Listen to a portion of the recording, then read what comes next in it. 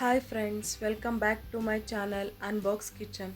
ఈరోజు మన కిచెన్లో బ్రేక్ఫాస్ట్ లేదా ఈవినింగ్ స్నాక్గా అయినా తినే హై ప్రోటీన్ పన్నీర్ శాండ్విచ్ రెసిపీని ఎలా చేసుకోవాలో చూద్దామా. ఈ శాండ్విచ్ని శాండ్విచ్ మేకర్ లేకుండా, ఓవెన్ లేకుండా చాలా టేస్టీగా చేసుకోవచ్చు. అలాగే ఈ వీడియోలో హెల్దీ మయోనీస్ రెసిపీని కూడా చేద్దాం. ముందుగా దీనికోసం శాండ్విచ్ బ్రెడ్ని తీసుకోండి.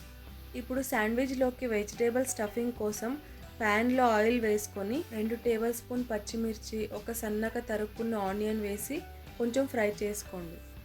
ఇప్పుడు అందులోకి హాఫ్ కప్ కార్న్, ఒక 2-3 టేబుల్ స్పూన్ల సన్నగా తరుక్కున్న క్యాబేజ్, ఒక 2 టేబుల్ స్పూన్ల సన్నగా తరుక్కున్న క్యాప్సికమ్ వేసుకోండి. వీటిని కూడా కొంచెం దూరగా ఫ్రై చేసుకోండి.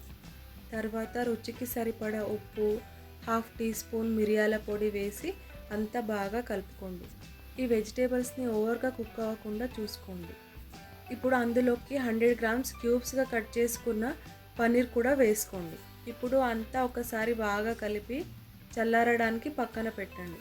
తర్వాత ఈ శాండ్విచ్ కోసం హెల్దీ మయోనీస్ చేయడానికి హాఫ్ కప్ పన్నీర్ తీసుకోండి. అందులోకి 2 వెల్లుల్లి రెబ్బలు, హాఫ్ టీ స్పూన్ మిరియాల పొడి, రుచికి సరిపడా ఉప్పు, అలాగే half teaspoon chilli flakes, ఇంకా హాఫ్ టీ స్పూన్ ఆరిగానో కూడా వేసుకోండి.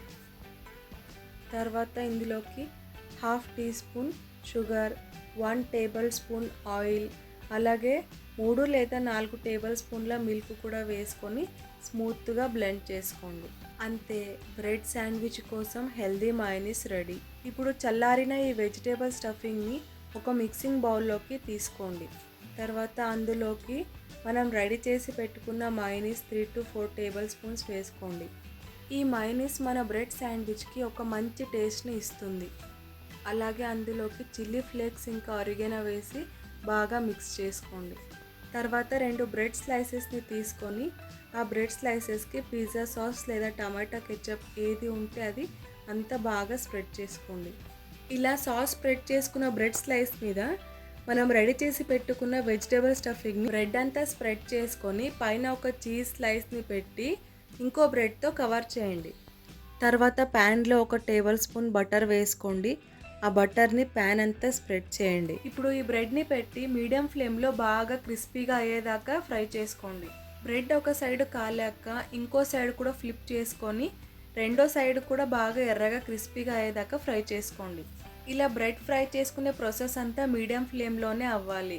ఒకవేళ హై ఫ్లేమ్ పెడితే బ్రెడ్ మాడిపోతుంది కానీ క్రిస్పీగా అవ్వదు. అంతే, ఎంతో టేస్టీ అయిన పన్నీర్ శాండ్విచ్ ఇంకా అందులోకి హెల్దీ మయోనీస్ రెడీ. ఈ పన్నీర్ శాండ్విచ్ని వేడిగా ఉన్నప్పుడు కెచప్ ఇంకా మయోనీస్తో తింటే ఆ మజాయే వేరు.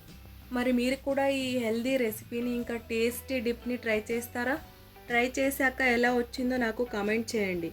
వీడియో నచ్చితే లైక్ చేసి షేర్ చేయండి. ఇంకా ఇలాంటి టేస్టీ అండ్ ఈజీ రెసిపీస్ కోసం అన్బాక్స్ కిచెన్ ఛానల్ని సబ్స్క్రైబ్ చేసుకోండి. మరో కొత్త రెసిపీతో ఇంకో వీడియోలో కలుద్దాం. అంతవరకు స్టే ట్యూన్డ్.